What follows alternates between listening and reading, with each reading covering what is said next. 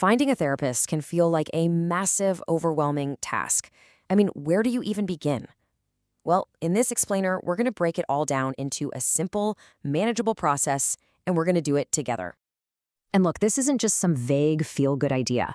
Research from the American Psychological Association actually confirms it. The connection you have with your therapist, they call it the therapeutic alliance, is one of the biggest predictors of success. That's why taking the time to find the right person isn't just nice, it's absolutely crucial. With all the different titles, strange acronyms, and endless online directories, it's so easy to get lost before you even start. But don't worry, we're going to walk through this with a clear, straightforward plan.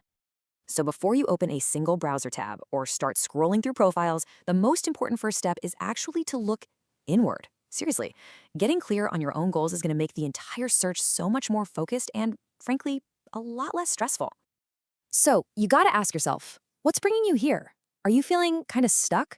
Are you trying to get through a major life event? Or do you just have this general feeling that things could be better? You don't need a perfect, crystal clear answer, but having even a general direction helps you find someone who actually has the right expertise. Maybe your reason is right here on this list, or maybe it's something else entirely. It could be about setting boundaries, dealing with burnout from work, or exploring your identity. Whatever it is for you, just naming it, that's your starting point. Okay, so once you have your why, it's time to tackle the how. This is where we get into the practical stuff, the details that can often feel like the biggest hurdles. You're going to see a whole alphabet soup of letters after people's names. Here's the key difference to remember. Psychiatrists and psychiatric nurse practitioners are medical pros who can prescribe medication. Psychologists, social workers, and counselors, they primarily focus on talk therapy. So if you think medication might be part of your treatment, that's a really important distinction. Therapists also use different methods or modalities. You'll see these terms in their bios. For example, cognitive behavioral therapy, or CBT, is super practical and focuses on changing specific thought patterns right now. On the other hand, psychodynamic therapy is more like a deep dive into your past to see how it's affecting your present. There are tons of other types, but the key is just finding an approach that sounds like it fits what you want to work on. All right, let's talk about the elephant in the room, cost. It's a real barrier for so many people. The first thing you should do is call the number on your insurance card and ask about your mental health benefits. If that's not an option, many therapists offer what's called a sliding scale, where the fee is based on your income. And hey, don't forget to check if your job offers a free short-term employee assistance program, or EAP. Okay, now that you're armed with your goals and you've got a handle on the logistics, where do you actually go to find names? Let's get into the active search. These are pretty much your four main avenues. A referral from your doctor is a great starting point. Your insurance company's website will have a directory of providers they cover, but honestly, for the most control, online databases are fantastic tools.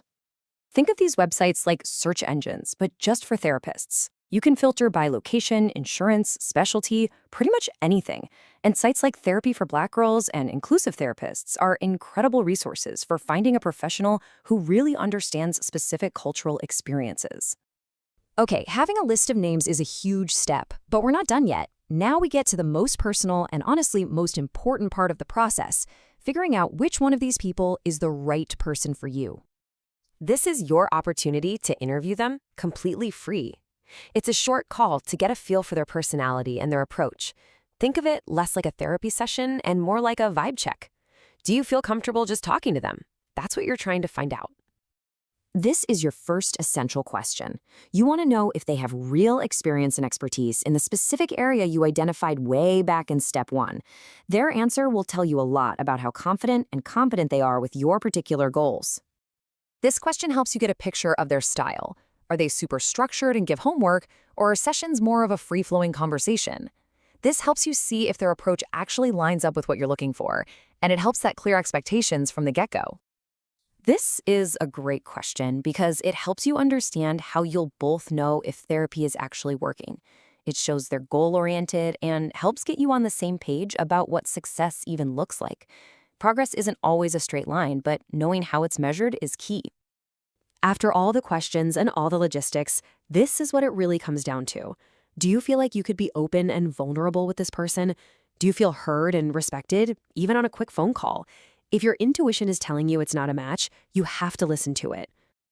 So, you've done all the work, you picked someone, and you had your first appointment. But what happens if it still doesn't feel quite right? First off, that is completely normal, and you are definitely not alone. 48%. Just let that number sink in for a second. According to a Healthline survey, that's how many people meet with 2 or more therapists before finding the one. So if that's you, you are far from alone. It helps to think of this process more like dating than a one-time transaction.